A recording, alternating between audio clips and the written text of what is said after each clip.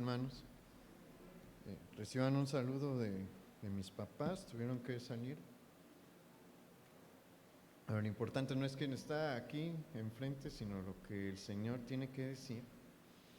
Y yo normalmente predico los miércoles, y el miércoles pasado terminé una serie, se terminó una serie que se titulaba No nos dejes caer en tentación, y con el mensaje de hoy voy a iniciar una nueva serie que se titula Una carta con palabras de esperanza. Y pues por algún tiempo vamos a estar analizando la primera carta de Pedro, la primera epístola de Pedro. Si usted quiere seguir escuchando estos mensajes, pues los miércoles lo puede hacer. Y la primera carta de Pedro tiene características muy particulares, empezando por los miembros de las iglesias que recibieron esta carta. Eran cristianos que requerían de palabras de ánimo, de palabras de esperanza, y yo creo que todos nosotros en algún momento de nuestra vida, o probablemente en este momento de su vida, puede que requiera palabras de ánimo, palabras de esperanza. Y pues esta es una carta que contiene este tipo de mensaje. ¿Quiénes eran estos cristianos? ¿A qué iglesias pertenecían? Bueno, pertenecían a iglesias que estaban en las regiones de Ponto, Galacia, Capadocia, Asia y Bitinia. Estas iglesias, en estos lugares, estaban integradas tanto por cristianos judíos como gentiles, pero tenían una condición particular, distinta a las demás iglesias. Por ejemplo, la mayoría de las iglesias a las que Pablo les escribió una carta estaban ubicadas en zonas geográficas muy distintas a estas iglesias. ¿Por qué? Porque si usted ve, Pablo le escribió a los corintios, le escribió a los efesios, a los colosenses, tiene una carta a los romanos también, pero Corinto, Éfeso, Tesalónica son ciudades comerciales muy importantes. Hay mucha actividad económica ahí, hay una población muy pudiente en cuestión económica en este tipo de ciudades. Y bueno, no decir Roma, ¿no? Roma es la capital del imperio, pero estas regiones, Ponto, Galacia, Capadocia, Asia y Bitinia, están en el norte de lo que ahorita conocemos como Asia Menor. Y eso hace que estas ciudades estén muy lejos de las grandes rutas comerciales del Imperio Romano. Y eso tiene implicaciones también para la gente de estas iglesias. No sabemos, nadie sabe con certeza cómo fue que el Evangelio llegó a estas regiones del imperio. Lo único que conocemos es que para las fechas en las que esta carta se redacta, ya hay una comunidad cristiana allí, y que el apóstol Pedro tiene un interés por esta comunidad cristiana, y por eso fue movido por el Espíritu Santo para escribirles una carta en la que les hablase sobre el sufrimiento del creyente, sobre el estilo de vida cristiano. Y una cosa muy particular del estilo de vida del cristiano, que consiste en que el cristiano en su vida cotidiana debe de lograr que el desprecio y la acusación se conviertan en aprecio y respeto.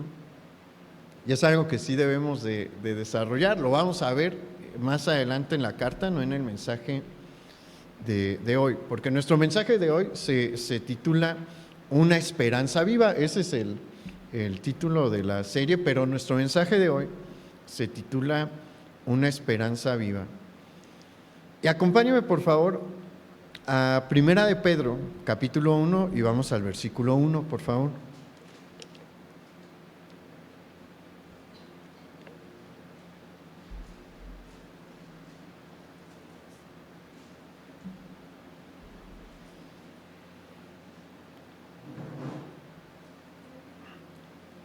Primera de Pedro, capítulo 1, versículo 1. ¿Ya está ahí? Luego está difícil encontrar Primera de Pedro, pero a ver, vamos a leer el capítulo 1, versículo 1. Dice: Pedro, apóstol de Jesucristo, a los expatriados de la dispersión en el Ponto, Galacia, Capadocia, Asia y Bitinia, elegidos según la presencia de Dios Padre en santificación del Espíritu, para obedecer y ser rociados con la sangre de Jesucristo, gracia y paz os sean multiplicadas. Y en este primer versículo se nos menciona quién es el autor de la epístola. El autor es Pedro. Y hay algo que sí vale la pena mencionar. La autoría de Pedro fue bien reconocida y señalada por los primeros padres de la iglesia desde un inicio.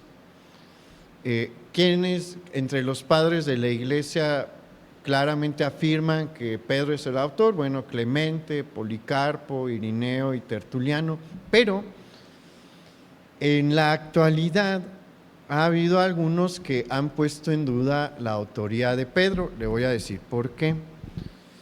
La han puesto en duda porque en el texto griego, acuérdense que el Nuevo Testamento se escribe en griego, vamos a encontrar que es un griego muy refinado. Se encuentra un griego que demuestra que quien redactó la carta es alguien que tenía pues un cierto nivel de educación relativamente alto, y Pedro no tenía esa condición. ¿Se acuerda? Pedro era ¿qué? Pescador. ¿Sabía griego Pedro? Probablemente sí. Probablemente sí. ¿Por qué? Porque en la zona de Capernaum hay una zona comercial y las operaciones de comercio se realizan generalmente en griego. Si no estás tratando con judíos, hay una buena población gentil en Galilea, que es donde vive Pedro la mayor parte de su vida antes de iniciar el ministerio con Jesús. Entonces probablemente sí sabía griego, ¿no? Pero no tenía una educación formal para tener el griego refinado que encontramos en la carta. Y por eso algunos han dudado que Pedro sea el autor. El problema con estas personas es que como que no se dan la molestia de analizar toda la carta, porque si usted va a Primera de Pedro, no vaya, pero lo puede hacer en casa, yo le digo dónde. Primera de Pedro, capítulo 5, versículo 12, usted va a encontrar ahí que Pedro mismo reconoce que Silvano fue su ayudante para redactar la carta. Y pues Silvano sí tenía una educación alta, y algo que era muy común en ese tiempo era que mucha gente, por ejemplo, dictaba la carta y su ayudante pues la escribía, y pues el ayudante hacía ciertas correcciones de estilo para que se entendiese mejor la carta. Entonces pues es algo natural lo que encontramos aquí. Pedro está admitiendo que tuvo un ayudante con educación, y pues el que haya un lenguaje tan apropiado en esta carta es natural. Silvano ahí le dio sus arreglos de redacción, ¿no? Pero bueno, eso es nada más un detalle, ¿no? El autor es Pedro, sin duda alguna. La postura general de la gente que recibió la carta esta es una carta obviamente de Pedro. Ya resolvimos este problema de por qué está también escrita. ¿Cuándo se escribe? Bueno, esta carta se escribe al inicio de la década de los 60.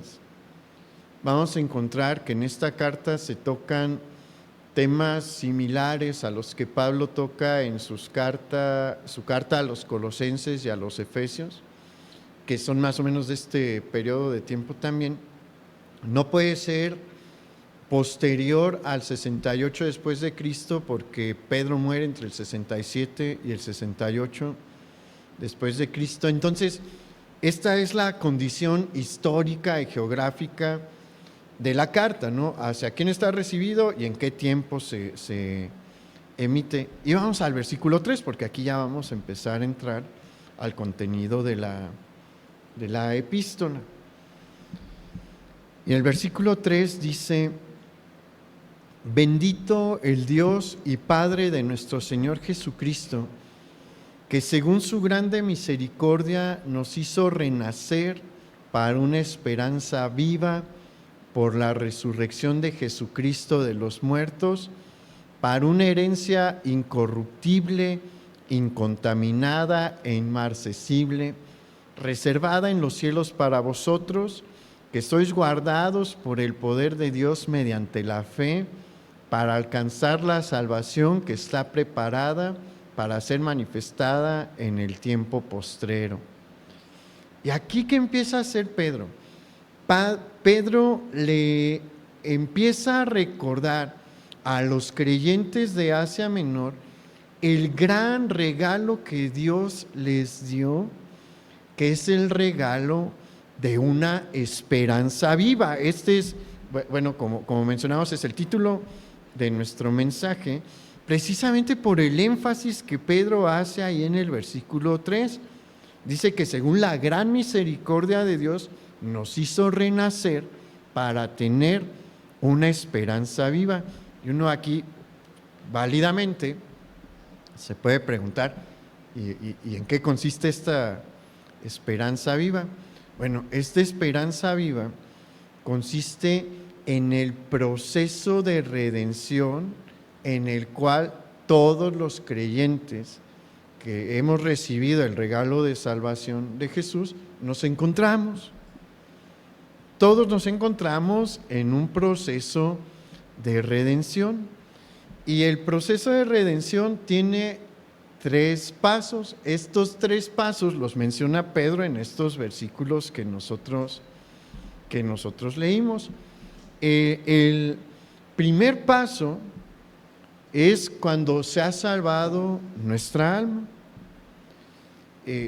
Aquella persona que ha reconocido que ha pecado y que necesita el perdón de parte de Dios por todas las ofensas que ha cometido, y que la única manera de obtener este perdón es recibiendo el sacrificio de Jesús, que fue un sacrificio expiatorio y sustituto. Expiatorio, ¿por qué? Porque limpia los pecados, los expía, y sustituto porque ese castigo que Jesús recibió lo merecíamos nosotros.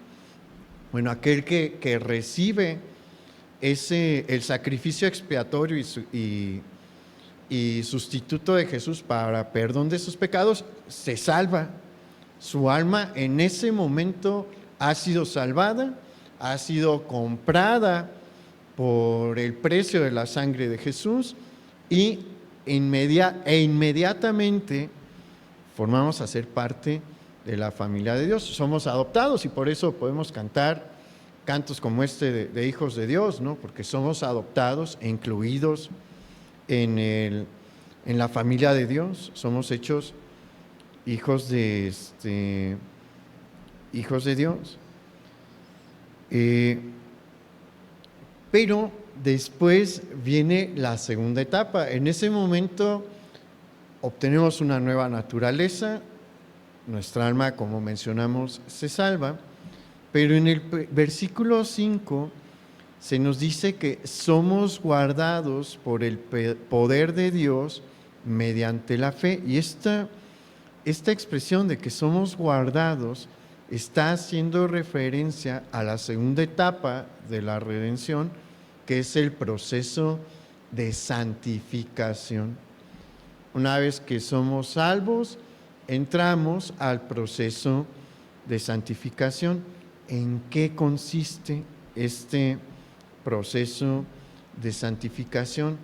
En el ser moldeados día a día a imagen de nuestro Señor Jesucristo, alejándonos más y más de nuestros pecados, de los pecados de nuestra vida pasada. Y esto es algo que se tiene que ir demostrando. El proceso de santificación es el mejor parámetro para ver qué tanto estamos creciendo en la vida cristiana. Hay que entender una cosa: la salvación no se pierde. Una vez salvo, somos salvos completamente, pero la salvación sí se demuestra. Y una de las muestras indubitables es el avance en el proceso de santificación. Un verdadero creyente no vive igual hoy que hace 5 años. Va mejorando. ¿Se acuerda que dice el proverbio? Mas la senda del justo es como la luz de la aurora, que va en aumento hasta que el día es perfecto. ¿El sol se detiene en su paso? No. No se va a detener nuevamente como en el tiempo de Josué. Ese es el único momento en el que el sol se detuvo. Bueno, la tierra, ¿no? El sol nunca se detiene. Pero el sol siempre avanza. La vida del creyente debe de ser así. Debemos de ir avanzando. Hay ocasiones en las que tenemos tropiezos, sí, pero nos levantamos y seguimos avanzando. Seguimos avanzando cada vez más lejos de cómo vivíamos antes de conocer al Señor. Pero aquí hay algo bien hermoso en esta parte que leímos del versículo 5, que retomamos del versículo 5, y es que este proceso no lo realizamos en nuestras fuerzas. Ahí dice que en el poder de Dios, mediante la fe. ¿Qué significa esto? Que Dios es el que hace la parte más difícil, pero ojo aquí, no debemos de caer en un error. Dios no va a hacer todo. Dios va a hacer lo más difícil. Él siempre hace lo más difícil, pero hay algo que nos toca a nosotros hacer. Nosotros debemos de tener la voluntad de cambiar. Y esa es una de las cosas que a veces no entendemos. Cuando recaemos en pecados, cuando tenemos por ahí un pecado favorito que no podemos dejar, no es porque no podamos, es porque no queremos. Porque si ya somos salvos y Dios ve en nosotros la voluntad de cambiar, ¿qué hace Dios? Nos ayuda. Él prometió ayudarnos. No podemos nosotros en nuestras fuerzas con el pecado. Eso es algo que a la luz de la Escritura es claro. El ser humano no tiene la suficiente fuerza de voluntad para vencer todos los pecados. Hay unos con los que tal vez sí, porque no tiene la propensidad de caer en esos pecados. Hay gente que no tolera el tabaco, el olor del tabaco. y pues por eso nunca va a fumar y no le va a hacer daño a su cuerpo. Hacerle un daño así consciente al cuerpo es una afrenta a Dios, porque somos templo del Espíritu Santo. Quien fuma se está dañando a sí mismo, pero hay gente que no le batalla con eso, ¿no? Dice, pues es que a mí no me agrada, se me hace muy desagradable el tabaco, no le batalla con eso. Pero ¿qué tal que con el chisme? Ese es otro uno que, bien sutil, ¿no? Pero que a mucha gente le cuesta trabajo dejar. ¿Pero por qué? Porque no quieren cambiarlo. Si quisieran verdaderamente, y piénselo sobre usted mismo, si le está batallando, analice si de verdad ha dicho, es que sí lo quiero dejar. Porque si de verdad lo quiere dejar, nada más es cuestión de que le diga al Señor, Señor, ya no quiero, ayúdame. Y ahí el Espíritu Santo empieza a obrar. ¿Por qué? Porque no es en nuestra fuerza. Pero ¿qué sí tenemos que hacer? Tener la voluntad y el esfuerzo por dejar estos pecados. Entonces, ¿a poco no? ¿Sí ve cómo todo empieza aquí con unas noticias muy buenas de parte del apóstol Pedro, con palabras de ánimo? Nos está diciendo, ustedes ya son salvos y están en el proceso de santificación, y el Espíritu Santo está para ayudarles a ir avanzando en el proceso de santificación. No es en sus fuerzas, es en el poder de Dios. Y después, el apóstol Pedro, tanto en el versículo 4 como en el versículo 5, nos habla de la parte final del proceso de redención, que es la glorificación. Cuando se acaba nuestro proceso de santificación, que se acaba cuando hay dos maneras de terminarlo. Una es muriendo y la otra es, pues cuando venga el Señor Jesús, ahí no nos toca morir, nos lleva a su presencia, ¿no? Esas son las dos formas en las que se acaba el proceso de redención. Cuando se acaba el proceso de la santificación, entramos a la glorificación. ¿Por qué? Porque ya se acabó lo terrenal, entramos a la presencia de Dios y todo cambia ahí. Y el apóstol Pedro nos describe qué es esto de la glorificación, diciéndonos que tenemos una herencia incorruptible, incontaminada e inmarcesible, que nos ha sido preparada para ser manifestada en el tiempo postrero. Entonces, estas son maravillosas noticias, ¿no? Habla sobre todo el proceso de nuestra vida cristiana hasta el final, cuando vamos a recibir un cuerpo glorificado y vamos a estar en la presencia de Dios. Entonces, vemos que hay dos razones por las que tenemos una esperanza viva. Una la acabamos de desarrollar, todo lo que implica nuestro proceso de redención, pero hay otra por la que tenemos una esperanza viva, y es por la resurrección de nuestro Señor Jesús, que es algo que también el apóstol Pedro menciona en el versículo 3, que nos dice que nos hizo renacer para una esperanza viva por la resurrección de Jesucristo de los muertos. Aquí hay una cosa que debemos de recordar. Pedro es testigo ocular de la resurrección de Jesús y de su ascensión. Él estuvo allí. Él tuvo varios encuentros con nuestro Señor Jesús resucitado. Acuérdense que en primer lugar, él va a la tumba vacía junto con Juan. Juan no se anima a entrar a la tumba, Pedro sí, y ¿se acuerda qué encontró? El sudario.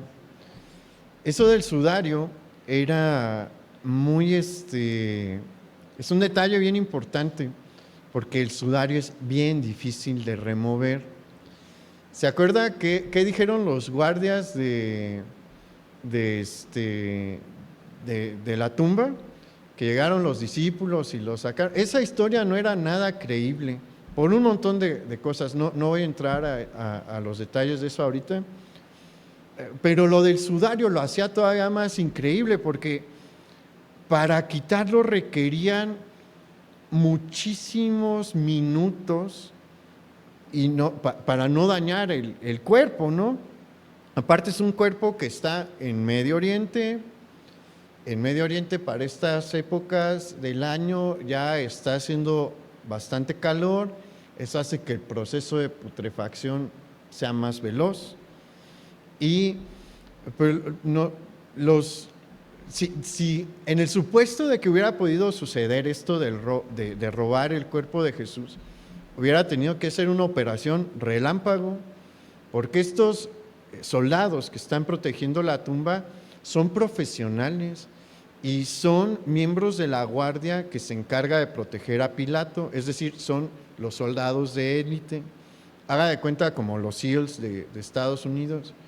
Entonces hubiera tenido que hacer algo rápido, no hubieran tenido el tiempo de tener el cuerpo de Jesús y tomarse 15 minutos para quitarle el sudario y vámonos, los matan. Entonces Pedro ve el sudario.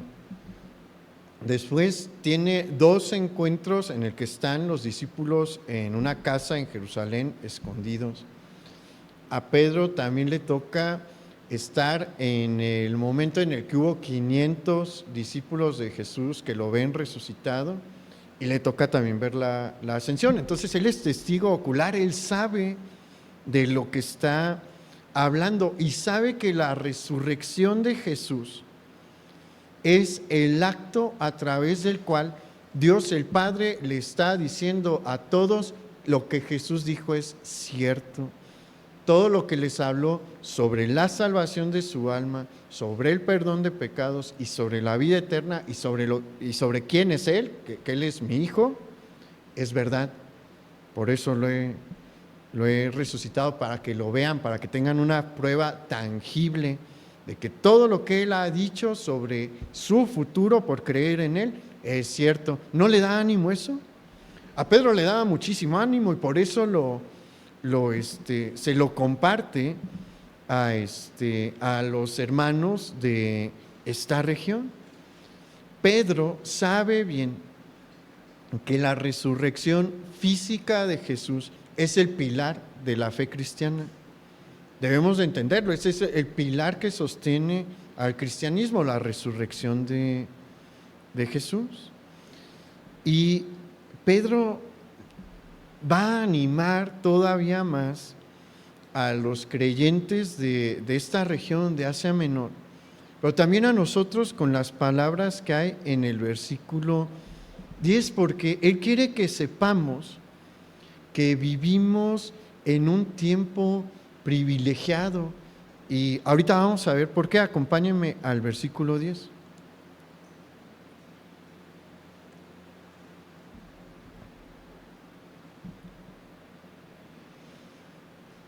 Dice: los profetas que profetizaron de la gracia destinada a vosotros inquirieron y diligentemente indagaron acerca de esta salvación, escudriñando qué persona y qué tiempo indicaba el Espíritu de Cristo que estaba en ellos, el cual anunciaba de antemano los sufrimientos de Cristo y las glorias que vendrían tras ellos. A estos se les reveló que no para sí mismos, sino para nosotros, administraban las cosas que ahora os son anunciadas por los que os han predicado el Evangelio por el Espíritu Santo enviado del cielo, cosas en las cuales anhelan mirar los ángeles. Aquí el apóstol Pedro está hablando una verdad muy especial, porque está hablando de esta condición que mencionamos, privilegiada, que tenemos nosotros, porque nosotros hemos nacido y crecido en el tiempo de la gracia, que es mucho mejor al tiempo anterior a la gracia. Nosotros hemos nacido y crecido en el tiempo después de la muerte, resurrección, ascensión de Jesús y venida del Espíritu Santo. Hay quienes dicen, ay, a mí me hubiera encantado vivir en el tiempo del Antiguo Testamento. En cierta forma sí, si hubiera sido Moisés, pero o sea, o alguien de los profetas, ¿no? Pero la mayoría de aquí no somos judíos, entonces si hubiéramos nacido en otro tiempo, hubiéramos estado aquí en Mesoamérica o en alguna parte oscura de Europa donde había paganismos horribles. Entonces no eran buenos tiempos para vivir, ¿no? En los tiempos del Antiguo Testamento de nuestros ancestros. Hemos nacido en un tiempo en el que la gracia se nos ha extendido y recibimos las cosas que profetas como Moisés o como Isaías o como Jeremías o como el mismo Elías desearon ver. Moisés anunció, profeta como Jehová, como yo os levantaré, de entre vuestros hermanos os levantará Jehová, a él oiréis. Isaías, lea usted Isaías 53 y va a ver todos los sufrimientos del Mesías que a él le fueron revelados. Ellos lo querían ver. A David se le habla sobre un rey que se levantaría de su descendencia, que establecería su reino. Ellos lo creían, pero no lo vieron. Ellos creían en esta salvación que Dios iba a traer. Ellos creían en la solución que Dios iba a implementar para el alma del hombre, pero no la vieron. Ellos se quedaron, como menciona el libro de los Hebreos, viéndolo de lejos. Y me gusta mucho cómo lo describe el autor de Hebreos, saludándolo de lejos. Era lo único que podían hacer. Imagínense, Isaías tuvo estas visiones del sufrimiento del Mesías. Sabía que, porque de verdad lea Isaías 53, va a ver cómo ahí se habla sobre la redención de los pecados. Y él nada más lo podía saludar de lejos. Pero nosotros lo estamos viviendo. Nosotros vivimos los efectos de la profecía cumplida. Entonces estamos en una mejor condición, estamos en una condición privilegiada, aunque nos cueste trabajo a veces asimilarlo, ¿no? Y pues esto debería de llenarnos de gran gozo. Si usted ve, Pedro está animando a los miembros de estas iglesias que se encuentran en Asia Menor. ¿Por qué? Porque necesitaban este ánimo. Vamos a ver por qué. Acompáñenme al versículo 6.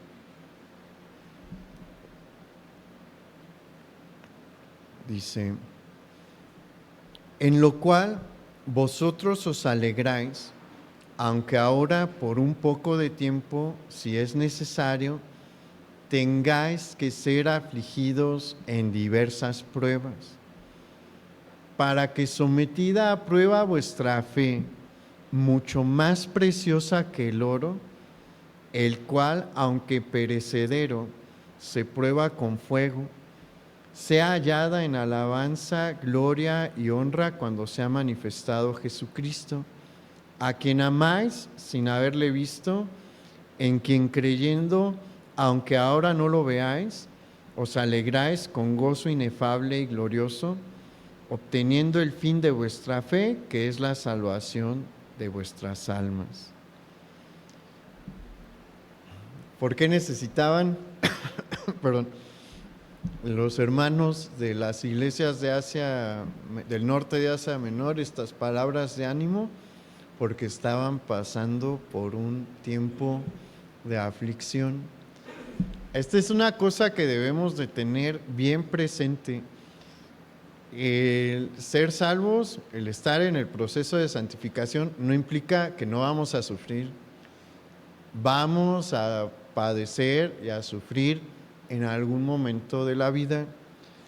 Y si somos realistas, en varias ocasiones dentro de nuestra vida vamos a pasar por tiempos de aflicción. Los hermanos de estas iglesias no le estaban pasando bien. No sabemos exactamente en qué momento Pedro escribe esta carta. Sabemos que es a inicio de la década de los 60, después del nacimiento de Jesús. Y lo más probable es que haya sido escrita después del 64 después de Cristo. En el 64 después de Cristo, el emperador Nerón emite el edicto que va a declarar el cristianismo como una religión fuera de la ley del imperio. ¿Qué significa esto? Tú practicas esta religión, tienes dos opciones: te retractas públicamente y abandonas esta religión, puedes practicar cualquier otra del imperio, o eres sentenciado a muerte. Entonces, esta carta probablemente se escribe después de que Nerón declara el cristianismo como una religión ilegal, una religión fuera de la ley en el imperio romano. Pero los efectos de la persecución de Nerón no fueron tan intensos en esta región. Fueron muy intensos en Roma. Producto de la persecución de Nerón va a ser la muerte del mismo Pedro, la muerte de Pablo, nada más que a Pablo, por ser ciudadano romano, no lo pueden ejecutar de una manera tan violenta. A él le cortan la cabeza nada más, pero a Pedro, ¿cómo lo ejecutan? ¿Se acuerdan? En una cruz de cabeza. Es una muerte horrible, es una muerte horrorosa la que tuvo Pedro, y aparte no fue una persecución, una ejecución así discreta, fue pública. A Nerón y a unos otros emperadores les dio por utilizar a los cristianos como alumbrado público. ¿Por qué? Porque pues primero los llevaban a prisión y en la tarde los sacaban, los golpeaban, los metían a un saco, al saco le echaban brea y le prendían fuego cuando se ponía el sol, y pues los acomodaban, haga de cuenta, como los postes en las calles, para que sirvieran de lumbrera toda la noche. Eso pasó en Roma y en las zonas cercanas a Roma. Pero acuérdese dónde están estas iglesias. Estas iglesias están en el norte de Asia Menor. Y platicamos al inicio del mensaje que están lejos de las zonas de comercio, de las rutas de comercio importantes, están lejos de las ciudades comerciales importantes. Entonces, aquí ellos no están padeciendo una persecución mortal. Es por eso que el apóstol Pedro utiliza allí la expresión afligidos en diversas pruebas,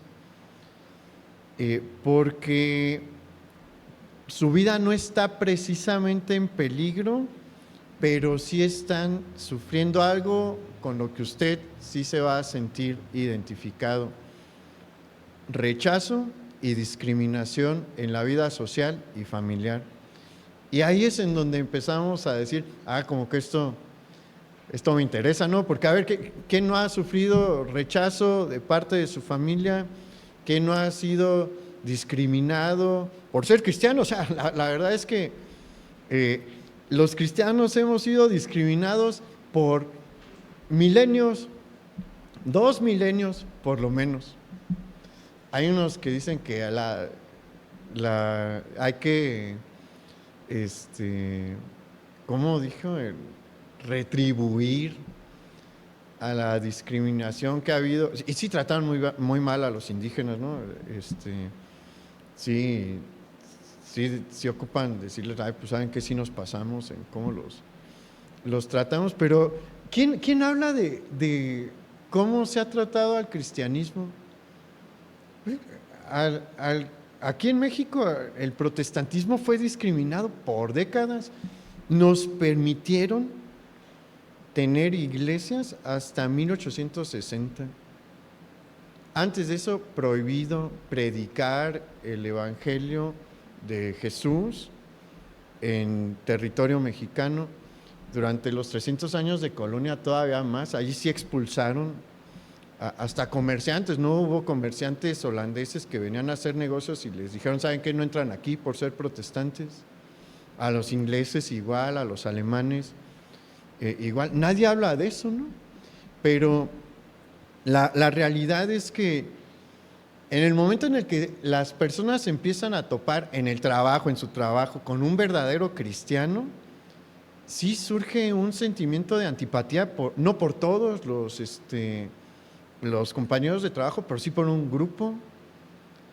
¿Y a poco no le empiezan a decir que el hermanito, el cristianisto, o el persinado, o un montón de... Persinado no tanto, ¿verdad? Pero luego la aplican también. Los que están en la escuela, este es de los meses de más problema, porque desde hace como 10 años hubo un cambio en la política estatal y se empezó a impulsar de una manera exagerada el Día de Muertos. Morelia no era un lugar donde se celebrara y se hiciera énfasis en el Día de Muertos. Eso era de la región del lago de Pátzcuaro y la meseta purépecha, no era tradición aquí, pero usted no se dio una vuelta, pero vea las fotos porque sale en el periódico y en Cuadratín, van a llenar la calzada de San Diego de altares y tapetes con flores relativos al Día de Muertos. Van a hacer concursos en la Plaza de Armas y en la Melchor Ocampo, probablemente en la Valladolid también, porque ha habido un impulso a este tipo de tradiciones. Y con estos gobiernos pues que son más de izquierda, se ha hecho un impulso mayor.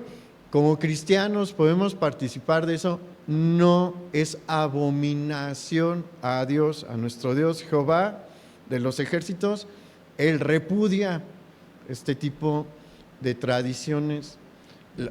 Y bueno, en su tiempo supongo que vamos a hablar de eso, pero pues dicen, oye, ¿sabes qué? Te toca a ti traer tantos kilos de flor de cempasúchil para el altar aquí de la escuela, ¿y qué tiene que decir uno como cristiano? No. Y inmediatamente después pregunta, ¿y por qué no? Y uno tiene que explicar, y ay, pues es que eres medio como que medio fanático, ¿no? Por no querer participar de estas bonitas tradiciones. Pero es la realidad, o sea, hay un rechazo muy marcado hacia el creyente el día de hoy, hacia el verdadero cristiano. Después va a venir el tiempo de Navidad, ¿no? Y vente a la posada, vamos a tomar un montón. Y uno dice, pues es que es una fiesta para celebrar a Jesús, ¿no? Lo último que Él quisiera es que te emborraches en una celebración suya y dices, ay, pues ya vas a arruinar toda la fiesta. O en la cena de Navidad, cuando uno dice, pues vamos a orar para darle gracias a Dios, ya estás agüitando Es la realidad, hay un rechazo, siempre ha habido un rechazo social hacia el verdadero creyente. Mire, gracias a Dios, no vivimos, como no vivieron estos cristianos, no vivimos una persecución física, no nos ha tocado todavía, tal vez no nos toque, no sabemos. Pero esto sí es parte de nuestro día a día, el lidiar con el choque que es ser cristiano y estar en una cultura no cristiana. Y por eso el apóstol el apóstol Pedro nos da todas estas palabras de ánimo para que aguantemos esta presión que se va a presentar. El Espíritu Santo sabe que estas son situaciones complicadas, Él nos entiende y sabe algo, no solamente, el Espíritu Santo lleva, como casi 2000 años en su ministerio, aquí en la tierra ahorita. Y el Espíritu Santo tiene la cualidad de prestarle mucha atención a las emociones humanas. Él ve el sufrimiento que tenemos, la aflicción que tenemos y busca ayudarnos. No solamente contamos con la comprensión del Espíritu Santo, con la de Jesús también, porque Jesús padeció rechazo y persecución cuando estuvo aquí entre nosotros. Entonces es por eso que Él nos empieza a animar, pero nos advierte algo claramente. El versículo 6 señala que nuestro padecimiento es necesario. Se ocupa que seamos afligidos en algunos momentos de nuestra vida. ¿Por qué? Porque, como le había dicho, la fe se debe de demostrar, la fe debe de ser sometida a prueba. Y resulta que la aflicción es el instrumento más efectivo para mostrar, para sacar a la luz una fe genuina. Es probablemente el instrumento más efectivo, porque creer en Dios, en la prosperidad, es súper fácil. Es increíblemente fácil. ¿Por qué? Porque no hay problemas, porque no nos falta nada, y es bien fácil decir, pues Dios me bendice, soy muy bendecido por Dios, Dios está siempre de mi lado, yo creo en Él, por eso creo en Él, pues porque Él me bendice. Es muy distinto decir yo creo en Dios aunque me está yendo muy mal. Creer en Dios en la condición de Job es sencillo al inicio, o sea, cuando tenía miles de cabezas de ganado, cuando tenía un montón de siervos, cuando era de los hombres más ricos o el más rico de la región. Es muy difícil tener la fe de Job cuando entraron las aflicciones. Es muy difícil tener la fe de Job cuando se te murió un ser querido. Es muy difícil tener la fe de Job cuando perdiste todo económicamente. Es muy difícil tener la fe de Job cuando tienes una enfermedad que te aflige como lo afligía a él la sarna. Es muy difícil tener la fe de Job cuando tus seres queridos te dicen, ya abandona la fe, ¿no ves cómo te está yendo por creer en Dios? Pero ¿qué hizo Job? Se mantuvo. Y por eso tenemos un libro que nos habla de él, ¿no? Porque es un ejemplo. La prueba saca la verdadera fe. La prueba también hace que aquellos que no tienen una verdadera fe se vayan.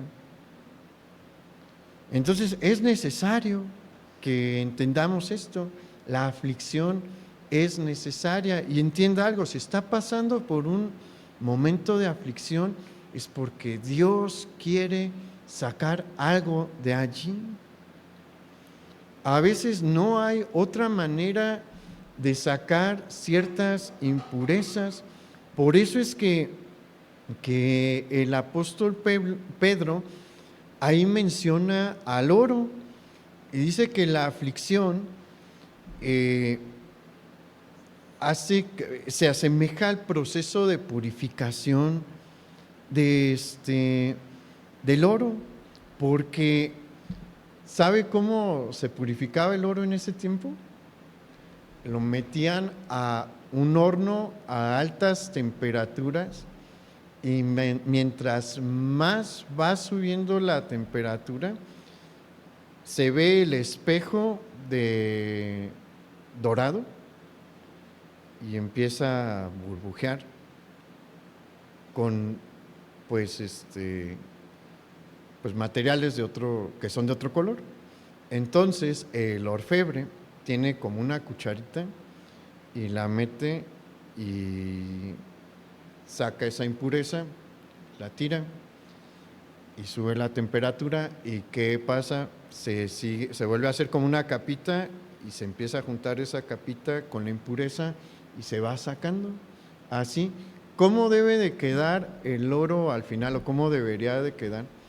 Una de las pruebas para afirmar, los orfebres de ese tiempo, para afirmar que el oro estaba completamente puro, era que podían ver su rostro reflejado en el espejo del oro sin ninguna distorsión.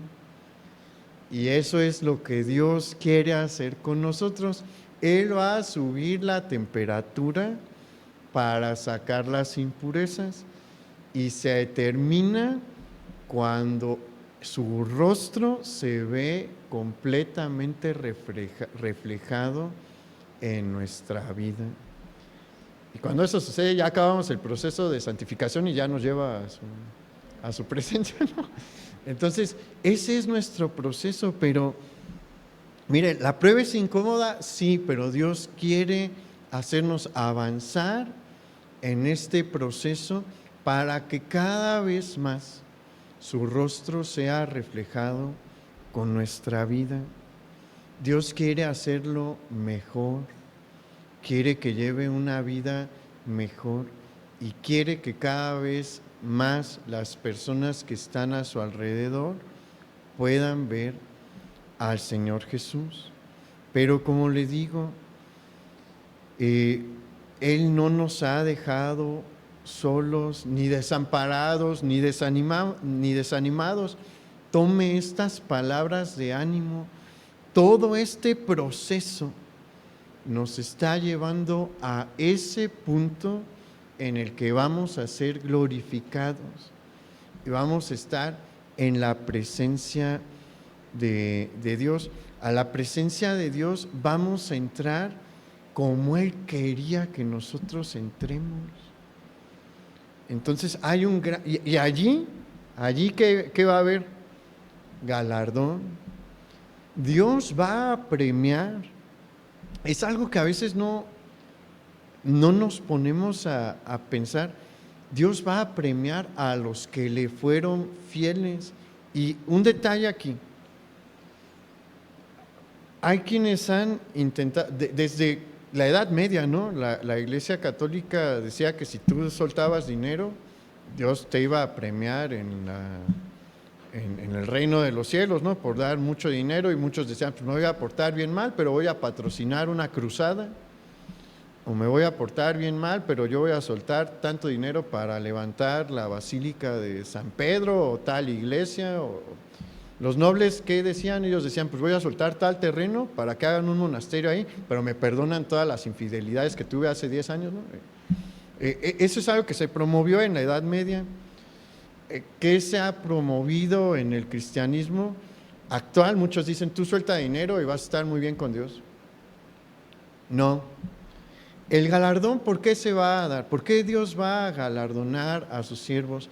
Por el trabajo que hicieron para predicar el Evangelio y por el estilo de vida que llevaron. Mientras más hayan predicado y más se haya ajustado su vida al carácter de Cristo, mayor el galardón.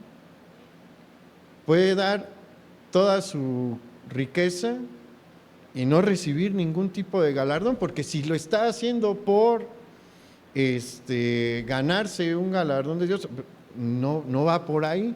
Obviamente, si tiene en su corazón el deseo de bendecir económicamente, Dios lo toma en cuenta, pero no es, lo doy para que Dios me bendiga y me galardone allá, no, son cuestiones completamente distintas, pero el énfasis principal es que tanto predico, que tanto me comporto como el Señor Jesús.